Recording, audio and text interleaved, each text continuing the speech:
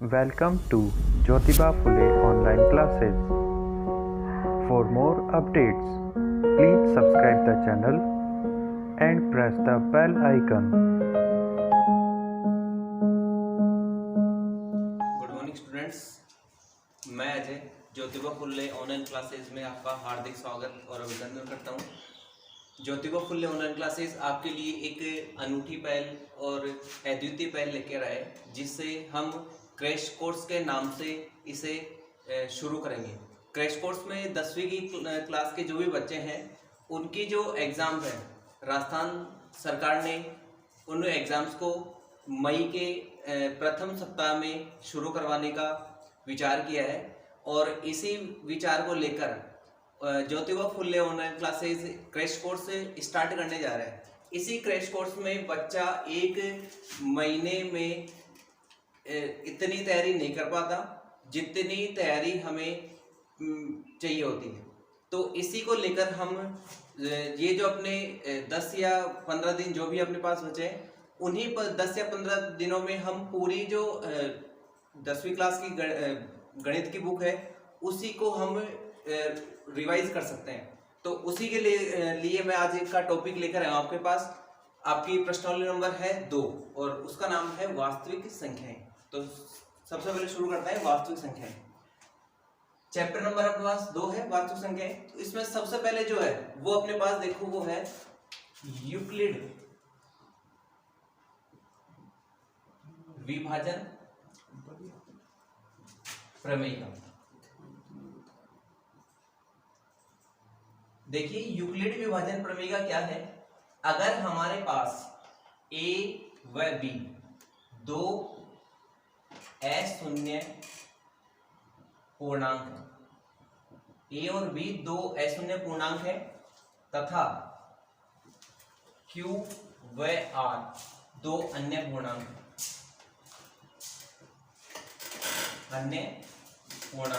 तो हम इसे लिख सकते हैं a बराबर बी क्यू प्लस आर।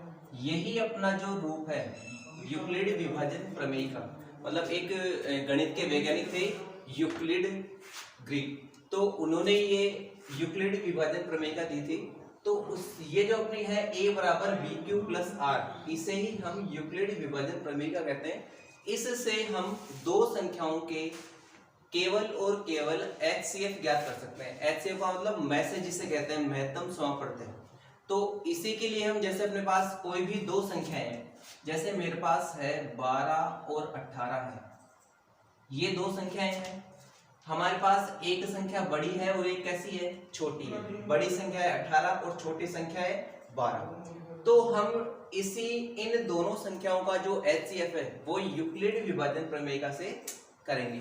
तो यहाँ अपन क्या करेंगे, 18 बड़ी संख्या है अपने पास, 18 में भाग देंगे किसका, 12 का। तो अगर 18 में 12 का भाग दें तो एक बार जाएगा, तो मैं लिखूंगा 12 इंटू 1, एक बार भाग दिया, 12 कम 12, और अपने पास जो शेषफल बचे वो बचे अपने पास 6। तो ये जो रूप होता है, यही रूप होता है अपना कौन सा, यूक्लिड विभाजन प्रमेय का। अब यहाँ से अपने पास जो शेषफल आया वो शेषफल आया 6। हम इस विधि को तब तक करते हैं जब तक ये शेषफल 0 नहीं आ जाए। तो मैं अब आगे बताऊंगा आपको यूक्लिड विभाजन एल्गोरिथम। हाँ, अपने पास प्रश्न है 12 और 18। इसका जो अपना को HCF ज्ञात करना है, वो ज्ञात करना है यूक्लिड विभाजन एल्गोरिथम विधि द्वारा। तो चलिए शुरू करते हैं। सबसे पहले यहाँ पर जो बड़ी संख्या है वो अपने पास 18 और छोटी संख्या अपने पास 12। तो अपने को पता है कि 18 में 12 का भाग देंगे। तो सबसे पहले मैंने लिखा 18, 12 का भाग दे रहे हैं, तो 12 का भाग दी तो 12 एकम 12, एक बार भाग जाएगा, और जो शेषफल आएगा वो आएगा अपने पास 6 शेषफल आ गया। अब मैंने कहा था कि ये विधि तब तक करता है जब तक अपने पास शेषफल 0 ना जाए। तो देखिए, अब अपने पास है यहाँ पर 12 में मुझे भाग देना है 6 का मैंने भाग दिया, तो यहाँ पर मेरे पास आ गया 6 इंटू 2 प्लस 0। कितनी बार गया, 2 बार भाग गया, ठीक है। और शेषफल कितना है मेरे पास, 0। तो यहाँ पर बताओ क्या आया, 6, इसका मतलब इसका जो HCF है वो है अपने पास 6। तो यूक्लिड विभाजन से एक विधि तो ये है, यूक्लिड विभाजन एल्गोरिथम द्वारा। इसकी एक शॉर्ट विधि है। तो सबसे देखिए मेरे पास है यहाँ पर 18 और 12 है, मेरे को ज्ञात करना है यूक्लिड विभाजन एल्गोरिथम द्वारा HCF ज्ञात करना है। तो HCF ज्ञात करने के लिए मैंने बताया था 18 में हमें भाग देना है 12 का। ये जो विधि है इसको, ये शॉर्ट विधि है और इस शॉर्ट विधि को पूरी तरीके से मैं बता रहा हूँ। तो ये जो शॉर्ट विधि है यहाँ मैं पूरा कर रहा हूँ इसको। तो यहाँ से देखिए 12 का मैंने भाग दिया 18 में, तो पहले भाग गया एक बार, तो ये आ गए 12, माइनस की मैंने 6 आ गई। ठीक है, तो यहाँ पर देखो ये तो है भाज्य, ये है भाजक और ये है भागफल, ये क्या है शेषफल। जो भी शेषफल आ जाए, शेषफल का मुझे क्या करना है, शेषफल का वापस भाग देना है। और ये जो यहाँ पर है भाजक, इस भाजक को यहाँ पर लेकर आना। यहाँ पर तभी ही लेके आएंगे जब यहाँ पर अपने पास कुछ भी संख्या नहीं हो। जैसे मैंने यहाँ पर घटा लिया 18 से 12 गए 6, अब इसके आगे कोई भी संख्या नहीं है यहाँ नीचे आने के लिए। तो यहाँ पर मैंने क्या किया, ये जो भाजक है उस भाजक को यहाँ लिखा। अब इसमें भाग दिया मैंने 6 दूनी 12, 2 बार भाग गया, यहाँ गए 12 और 12 से 12 गए तो 0, यहाँ गया अपने पास 0। तो ये विधि भी तब तक करनी है आपको जब तक शून्य नहीं आ जाए। जैसे मानो यहाँ पर अगर 0 नहीं आता अपने पास, तो मैं क्या करता है, यहाँ से जो अपना भाजक है उस भाजक को मैं यहाँ लेकर, यहाँ अपने पास शेषफल आता है, जैसे मानो यहाँ पर 2 शेषफल आता, तो मैं यहाँ क्या करता है, ये जो अपना भाजक है उस भाजक में फिर भाग देते। ठीक है, तो यहाँ पर अपने पास क्या है, शेषफल है अपने पास 0, शेषफल 0 है, इसका मतलब है इसका जो अंतिम भाजक है, तो अंतिम भाजक कौन सा अपने पास 6। तो ये जो अपना HCF आया वो आया अपने पास 6। तो इसी विधि को पूरी विस्तृत रूप से इस तरीके से बताया गया। तो ये हो गया अपने पास विधि यूक्लिड विभाजन एल्गोरिथम। अब हम आगे पढ़ेंगे अभाज्य गुणनखंड विधि द्वारा HCF और LCM। तो सबसे पहले तो अपने को जानना ये आवश्यक है कि ये जो अभाज्य संख्या होती है वो होती क्या है। तो देखिए अभाज्य संख्या, देखो यहाँ से नाम से ही पता चल रहा है अभाज्य। अभाज्य मतलब है जिसके टुकड़े नहीं हो सकते। अब जिसके टुकड़े होने का मतलब ये है, देखो अभाज्य संख्याएं क्या होती है, ऐसी संख्याएं जिनमें या तो केवल एक का या केवल स्वयं का भाग जाता है, उन्हें हम क्या कहते हैं, अभाज्य संख्याएं कहते हैं। अर्थात जिनके गुणनखंड केवल 1 इंटू संख्या के रूप में लिखे जाते हैं उन्हें हम कहते हैं अभाज्य संख्याएं।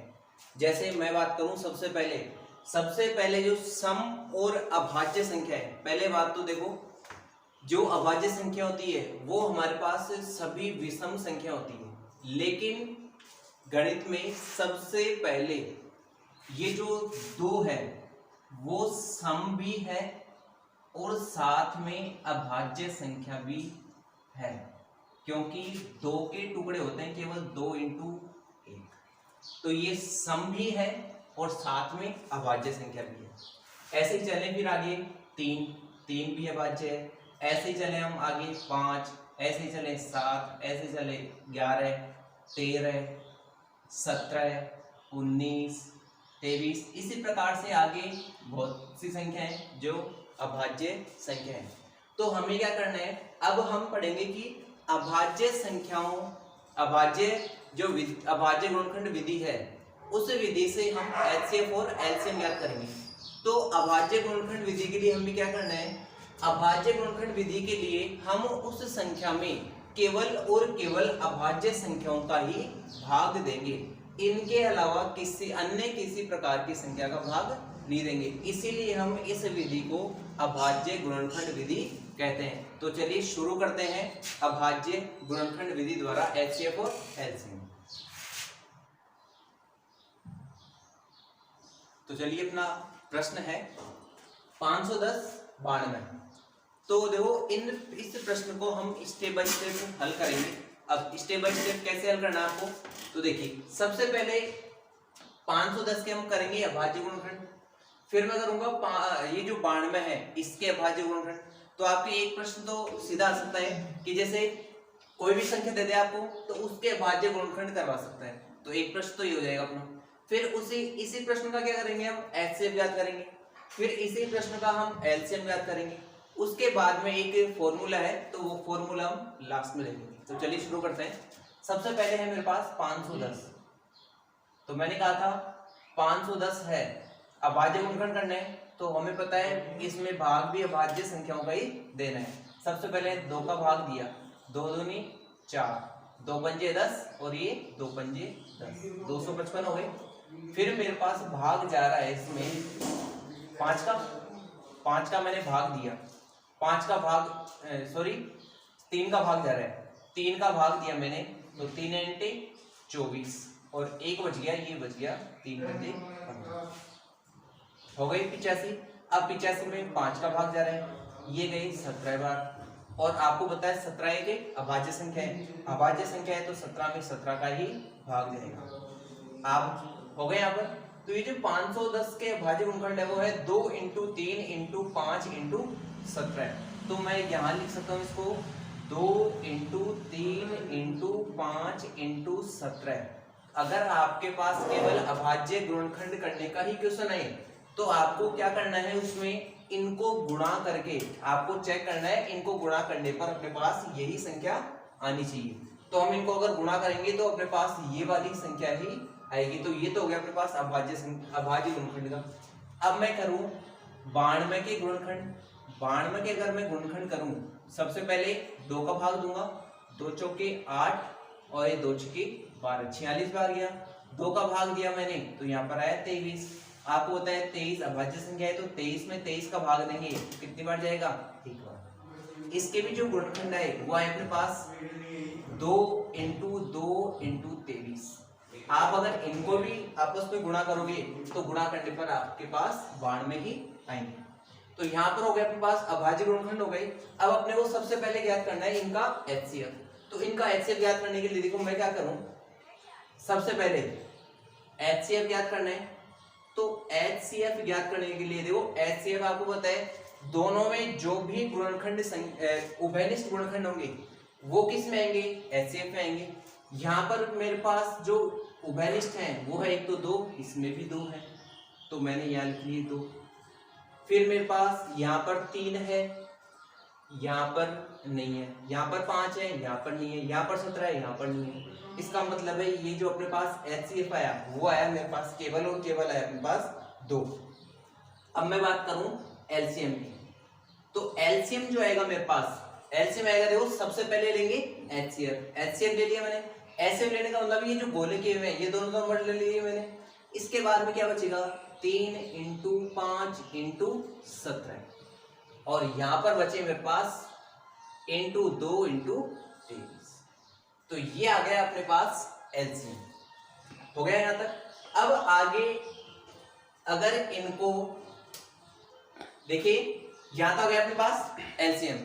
एलसीएम के आगे अब इनको क्या करना है, गुणा करना है। तो अपने को पता है इतनी बड़ी संख्या है, पहले 2 को 3 से करेंगे, फिर 3 को 5, जो भी आएगा उसको 5 से गुणा करेंगे, फिर जो भी आएगा उसको 17 से, उसको आएगा फिर उसको 2 से गुणा करेंगे और लास्ट में जो भी आएगा उसको करेंगे फिर 23 से। इससे गुणा करना पड़ेगा, इससे गुणा करना पड़ेगा। अब गुणा किया तो इनको गुणा करने पर आएगा 23,460, 23,460 ये आ गया मेरे पास गुणा करने पर। और अब आगे देखिए एक अपना इसी में इंक्लूड होता है एक फॉर्मूला है, ये अपने पास 2 संख्या है तो मैं यहां लिख सकता हूं 2 संख्याओं का गुणनफल, ये बराबर होता है अपने पास HCF × LCM।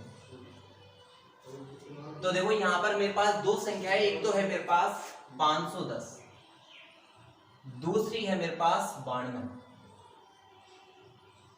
यहां पर मेरे पास HCF है 2 और LCM है मेरे पास 23,460, 23,460 हो गया यहाँ पर। अगर मैं इन दोनों को गुणा करूं 510 और 92 को अगर मैं गुणा करूं तो यह आता है मेरे पास 46,920, और अगर मैं इन दोनों को गुणा करता हूँ तो भी मेरे पास आता है 46,920। हो गया यहाँ पर। तो बताइए दोनों आपस में कैसे हैं, बराबर। इसका मतलब ये जो फॉर्मूला है वो अपने पास सत्य है। और एग्जाम में क्वेश्चन, ये जो क्वेश्चन है वो टुकड़ों के रूप में आ सकता है। पहले बता दिया मैंने आपको, अभाज्य गुणनखंड बता दिए, फिर आपके एचसीएफ एलसीएम आ सकता है, और लास्ट में आपसे ये प्रूफ भी करवा सकता है। अब हम आगे पढ़ेंगे परिमेय और अपरिमेय संख्याएं। तो देखिए परिमेय संख्याएं होती है, परिमेय संख्याएं वे होती है जिन्हें हम p बटा q रूप में व्यक्त कर सकते हैं या p बटा q रूप में लिख सकते हैं। तो वो तो होती है अपने पास परिमेय संख्याएं। हम बात करें अपरिमेय संख्याएं, तो जो संख्याएं परिमेय नहीं है वो होती है अपरिमेय। तो सीधी सी बात करूं मैं कि जो अंडर रूट वाली संख्याएं होती है, जैसे अंडर रूट 2 हो गई, अंडर रूट 3 हो गई, अंडर रूट 5 हो गई, ऐसी जो संख्याएं होती है रूट में, वो सभी होती है अपने पास अपरिमेय संख्याएं। तो अपना जो अगली जो प्रश्नावली है, अगली जो एक्सरसाइज अपनी, उसमें क्या करना है अपने को, ऐसी जो संख्या आएंगी उन्हें हमें क्या करना है, सिद्ध करना है कि ये जो संख्या है वो अपरिमेय संख्या है। तो हम इनको सिद्ध करने के लिए क्या करेंगे, हम इनको सिद्ध करने के लिए ये मान लेंगे पहले कि ये जो संख्या है वो परिमेय संख्या है। अगर हम इन्हें परिमेय संख्याएं सिद्ध नहीं कर सके तो इसका मतलब ये कैसी है, अपरिमेय संख्या है। तो चलिए मैं एक आपको प्रश्न बताता हूँ अपरिमेय संख्या का सिद्ध करने के लिए। तो चलिए स्टार्ट करते हैं। चलिए अपने पास प्रश्न है, सिद्ध कीजिए कि अंडर रूट 2 एक अपरिमेय संख्या है। तो देखिए हमें सिद्ध करना है कि अपरिमेय संख्या है, और कौन सी, अंडर रूट 2। तो चलिए स्टार्ट करते हैं। मैंने मान लिया कि ये जो अंडर रूट 2 है, माना अंडर रूट 2 एक परिमेय संख्या है। कैसी है, परिमेय संख्या है। अब हमें पता है परिमेय संख्या है, तो परिमेय संख्याएं p बटा q रूप में होती है। तो मैं यहाँ पर p बटा q रूप नहीं लिख के मैं लिख रहा हूँ a बटा b। तो यहाँ पर देखो लिखा मैंने अंडर रूट 2 बराबर अपन हम लिख सकते हैं a बटा b। और जहां ये जो b का मान है, b का मान कभी भी 0 के बराबर नहीं होना चाहिए, क्योंकि यहाँ पर अगर b का मान 0 हो गया तो ये सीधा क्या बन जाएगा, अनंत। इसलिए यहाँ पर क्या होगा, b का मान कभी भी शून्य नहीं होना चाहिए। तो आगे देखिए, अब देखो a व b ऐसे दो पूर्णांक हैं, सॉरी ऐसे दो सहभाज्य संख्याएं हैं जिनमें एक के अतिरिक्त कोई भी उभयनिष्ठ गुणनखंड नहीं है। तो एक के अतिरिक्त कोई उभयनिष्ठ गुणनखंड नहीं है, गुणनखंड नहीं है। तो यहां देखो हम क्या करते हैं, इन दोनों को गुणा किया वज्र गुणा, और वज्र गुणा किया तो मेरे पास आ गया यहाँ पर a बराबर आ गया अंडर रूट 2b। अतः ये हो गया अपने पास a बराबर हो गया अंडर रूट 2b। मैंने क्या किया, दोनों तरफ वर्ग किया, तो दोनों पक्षों का वर्ग करने पर, दोनों पक्षों का वर्ग किया तो यहाँ पर हो गया ये a स्क्वायर, और यहाँ बन जाएगा अपने पास अंडर रूट 2 का स्क्वायर किए तो बन जाएगा 2, और b का स्क्वायर किए तो हो गया b स्क्वायर। तो यहाँ पर हो गया अपने पास a स्क्वायर बराबर 2b स्क्वायर। हो गया यहाँ तक। अब देखिए क्या करते हैं, अब देखिए यहाँ पर क्या हो रहा है, हमें पता है कि b स्क्वायर को b स्क्वायर यानी b स्क्वायर 2 से विभाजित है। b स्क्वायर किससे विभाजित है, 2 से विभाजित है। अतः यह a स्क्वायर को भी विभाजित करेगा। यहां तक आगे समझ में। यहां तक आगे समझ में।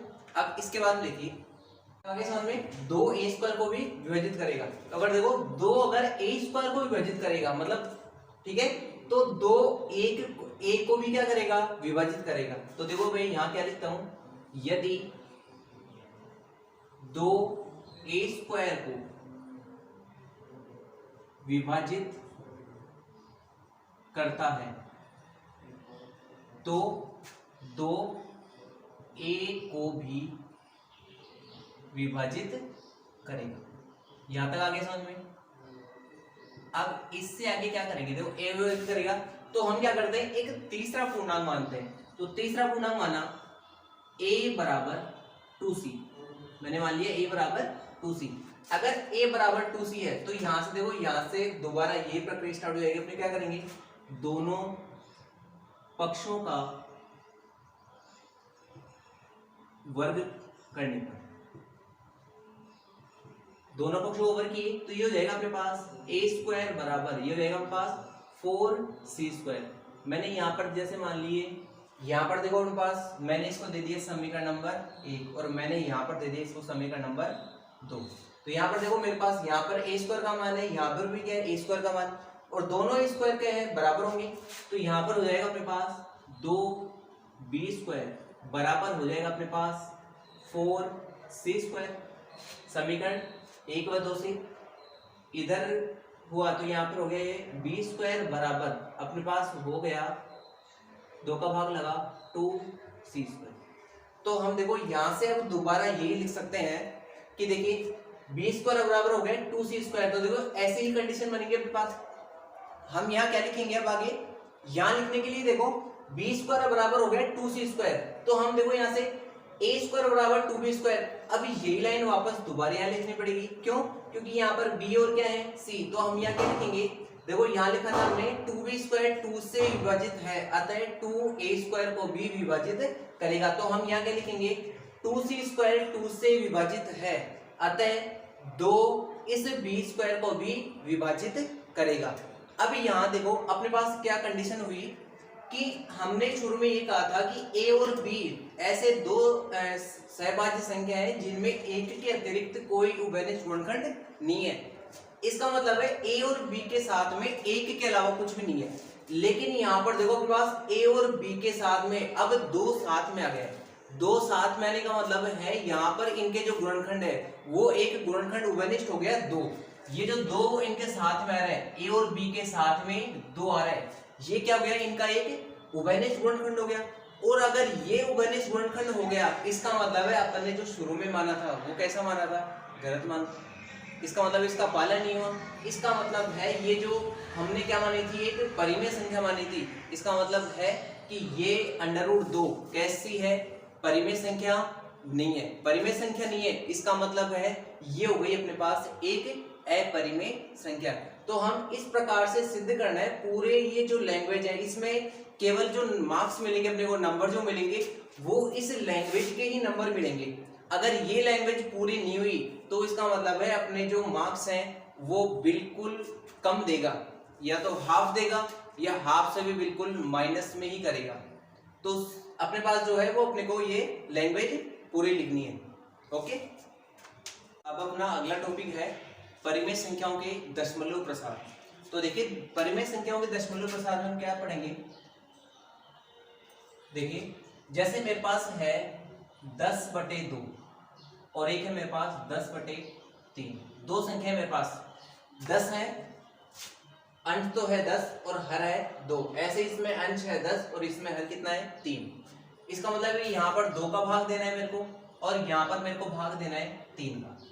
देखो मैंने जैसे इसमें 2 का भाग दिया तो ये आ गए मेरे पास 5, और मैं यहाँ पर अगर 3 का भाग दिया तो पहले 3 बढ़ जाएगा, 3 3 9, फिर पॉइंट आएगा, फिर 3 बढ़ जाएगा, फिर 3 बढ़ जाएगा, फिर 3 बढ़ जाएगा, फिर 3 बढ़, ऐसे इनफाइनाइट तक चलेगा।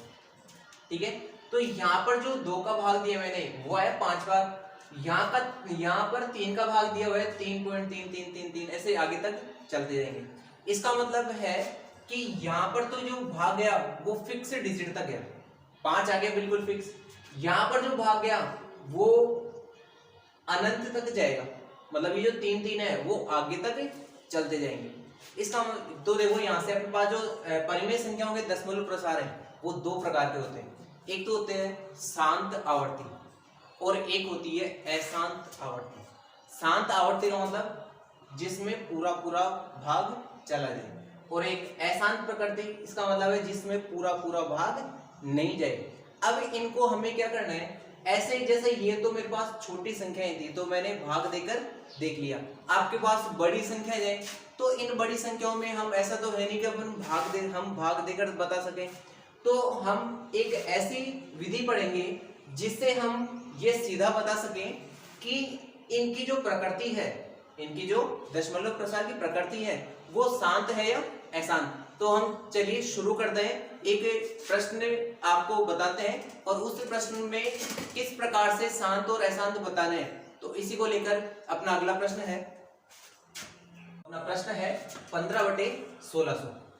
तो देखो हमें क्या करना है, सबसे पहले देखो 15 तो होता है, हमने बताया कि 15 को तो हम बोलते हैं अंश, और ये जो नीचे 1600 है उसको बोलते हैं हर। तो यहाँ अपने पास अंश काम में नहीं आएगा, यहाँ अपने पास आएगा हर। हर के हमें गुणनखंड करने सबसे पहले, तो सबसे पहले मैंने हर के अभाज्य गुणनखंड किए, तो यहाँ पर है 1600। 1600 को मैंने अभाज्य गुणनखंड किए तो ये आ गए 800। फिर मैंने 2 का भाग दिया तो यहाँ पर आ गए 400। फिर 2 का भाग दिया तो मेरे पास आ गए 200। फिर 2 का भाग दिया मैंने तो यहाँ आ गए 100। फिर अगर मैंने 2 का भाग दिया तो यहाँ आ गए 50। 2 का भाग दिया मैंने तो आ गए 25, और 25 में मैंने अगर 5 का दिया भाग तो 5, और 5 का मैंने 5 में दिया तो आ गया 1। तो यहाँ मेरे पास आया 1 2 3 4 5 6। तो यहाँ पर मैं लिख सकता हूँ 15/2 की पावर तो आ गई मेरे पास 6 आ गई, तो मैं लिख दूंगा 2 की पावर 6 इंटू यहाँ पर है मेरे पास 5 की पावर 2, ये आ गए मेरे पास।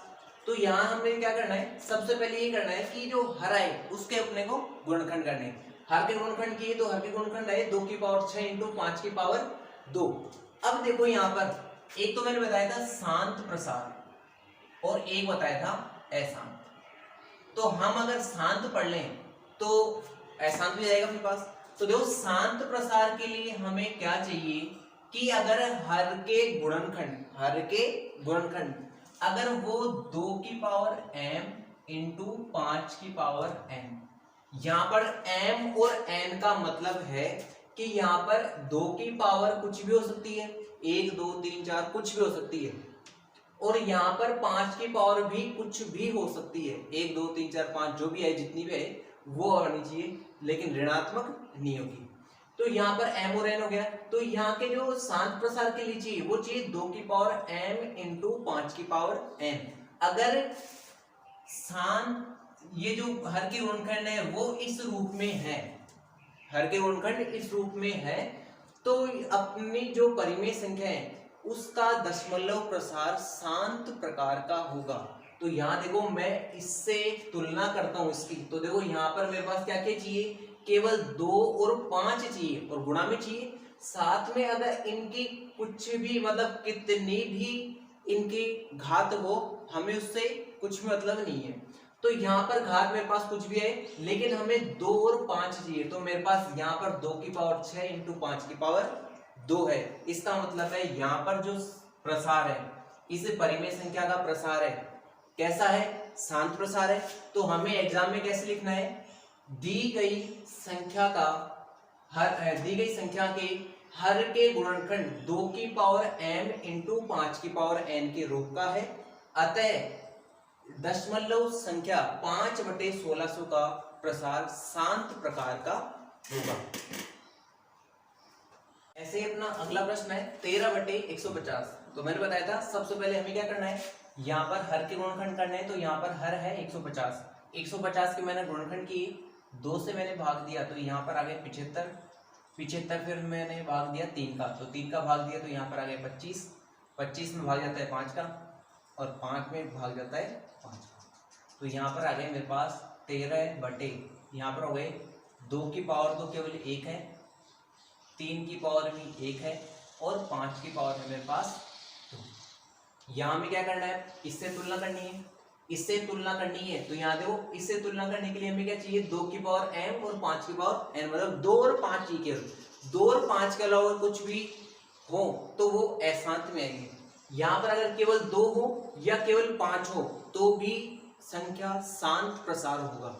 अकेला 2 हो चाहे अकेले 5 हो तो भी संख्याएं शांत प्रसार होगा। तो यहाँ देखो मेरे पास 2 भी है 5 भी है, लेकिन इन दोनों के साथ में ये जो 3 है वो 3 साथ में आया है। इसका मतलब मैंने बताया था कि अगर हमारे पास केवल और केवल शांत के लिए क्या चाहिए, 2 और 5 चाहिए, या अकेला 2 या अकेला 5 चाहिए। यहाँ पर हमारे पास 2, 3 और 5 तीनों आए। इसका मतलब है हमारे ये जो परिमेय संख्या है, इस परिमेय संख्या का जो प्रसार है वो कैसा है, अशांत। कैसा है, अशांत प्रसार। आगे समझ में।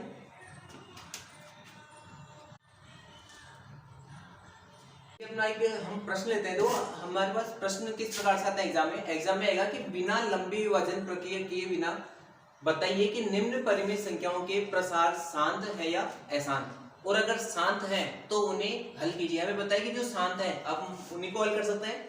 तो यहाँ पर देखिए मैं अब आपको पूरा हल करना बताऊंगा। ये तो अपना क्या था, चेक किए थे कि शांत है या अशांत, तो अब हम करेंगे पूरा इसको हल। तो देखो सबसे पहले क्या करना है, वैसे करना है, सबसे पहले इसको जांच करनी है शांत की।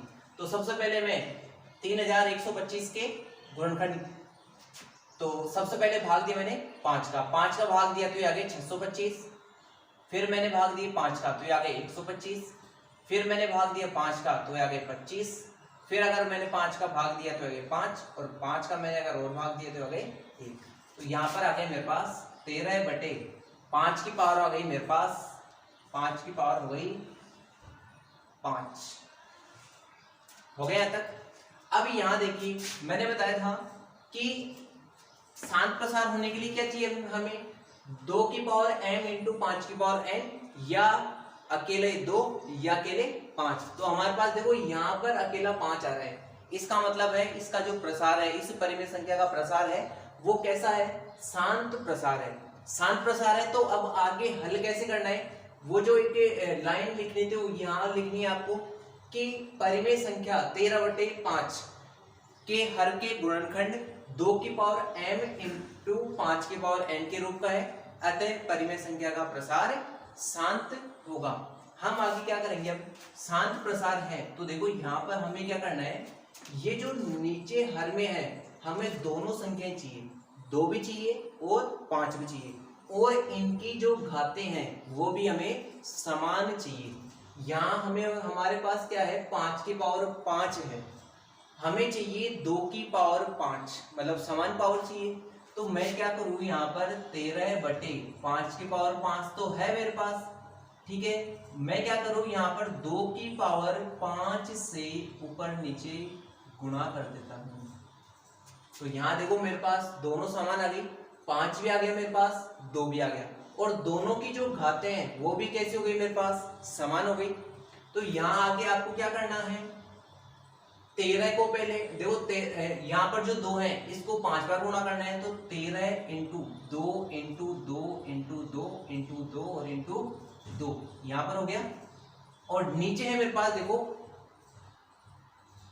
नियम होता है कि अगर 2 संख्याएं गुणा में हो, उनके जो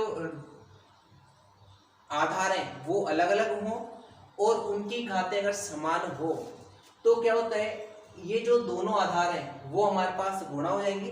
तो आधार को मैंने गुणा किया, 5 दूनी 10, और पावर जो होती है वो एकदम समान रहती है। तो यहाँ मेरे पास हो जाएंगे, अब देखो 13 को पहले किससे गुणा करना है, 2 से गुणा करना है, फिर जो भी है इसको 2 से, फिर 2 से, फिर 2 से और फिर 2 से। तो मैंने यहाँ पर गुणा किया, 13 दूनी 26, 26 दूनी 52, और 52 दूनी हो गई 104। 104 को मैं 2 से गुणा करूं तो जाएंगे 208, और 208 को मैं अगर 2 से गुणा करूं तो मेरे पास आ जाएंगे 416। हो गए 416, और नीचे आ गए मेरे पास 10 की पावर 5। इसका मतलब है मेरे पास 10 को 5 बार गुणा के रूप में लिखना है, और 10 को मैं अगर 5 बार गुणा के रूप में लिखूं तो मेरे पास ये आ जाएंगे 10। हो गए मेरे पास 1 लाख हो जाएंगे। अब हमें 1 लाख का भाग देना है। अब आप ये सोच रहे होंगे कि 416 में हम 1 लाख का भाग कैसे देंगे। तो हमें ये भी पता है कि अगर किसी भी हर में अगर एक के आगे जितने भी शून्य होते हैं उनमें भाग देना में आसान रहता है। मतलब जैसे 10 हो, 100 हो, 1000 हो, 10,000 हो, लाख हो, 10 लाख हो, ऐसी संख्याओं के भाग देना बहुत ही आसान होता है। तो यहाँ देखो भाग कैसे देना आपको। यहाँ पर नीचे अपने पास शून्य कितने हैं वो गिन लीजिए आप। यहाँ मेरे पास शून्य है 5 शून्य। तो मुझे क्या करना है, ऊपर 5 अंकों को छोड़कर दशमलव लगाना है केवल। यहाँ मेरे पास कितने हैं, 1 2 3 अंक है, 3 अंक है, मेरे को चाहिए 5। तो हम क्या करेंगे, इस साइड में 0 नहीं लगा सकते, तो मैंने पीछे की साइड में 0 लगाए, इधर 0 लगाए मैंने शुरू में, तो ये आ जाएंगे 0 0 4 1 6 हो गई। अब मुझे क्या करना है, 5 अंकों को छोड़कर दशमलव लगाना है। तो 1 2 3 4 5, तो मैं यहाँ लगा देता हूँ उसका दशमलव। तो ये हो जाएगा अपना इसका उत्तर। तो यहाँ देखो हम बिना भाग दिए, बिना लंबी विभाजन प्रक्रिया किए बिना हम इसका सीधा उत्तर लिए 0.00416। देखिए बोर्ड की परीक्षा की दृष्टि से कुछ 2-3 मैं क्वेश्चन कराऊंगा। तो अब उसमें पहला जो अपना क्वेश्चन है वह बड़ी से बड़ी संख्या ज्ञात कीजिए जो 245 और 2053 को इस प्रकार विभाजित करती है कि प्रत्येक स्थिति में शेषफल 5 प्राप्त हो।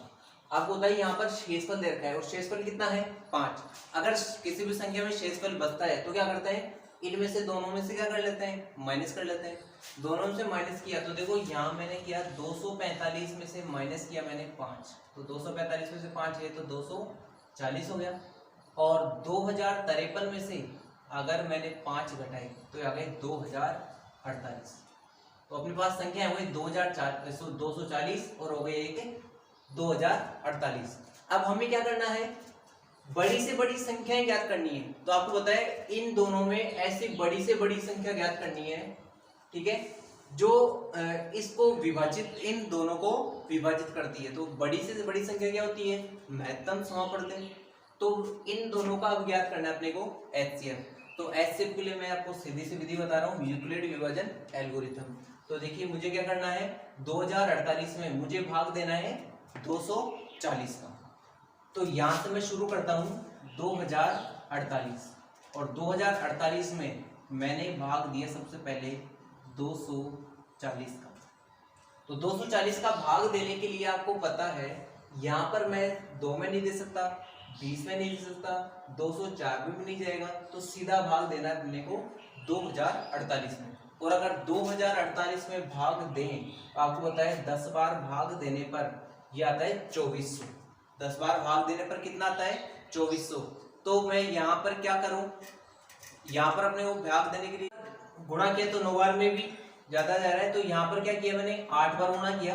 तो 8 बार अगर मैंने गुणा किया तो यहाँ पर मेरे पास आएगा 1920। 1920 आ गया। अब क्या करें, माइनस करना पड़ेगा। तो 8 में से 0 गए, ये बच गए 8, 4 में से 2 गए 2, और इधर से एक लिए 10 में से 9 गए तो 1, 128 बच गया मेरे पास। अब आपको होता है 240 का भाग 128 में नहीं जाता है, यहाँ पर कोई संख्या यहाँ आने के लिए भी नहीं है, ठीक है। तो यहाँ मैं क्या करूं,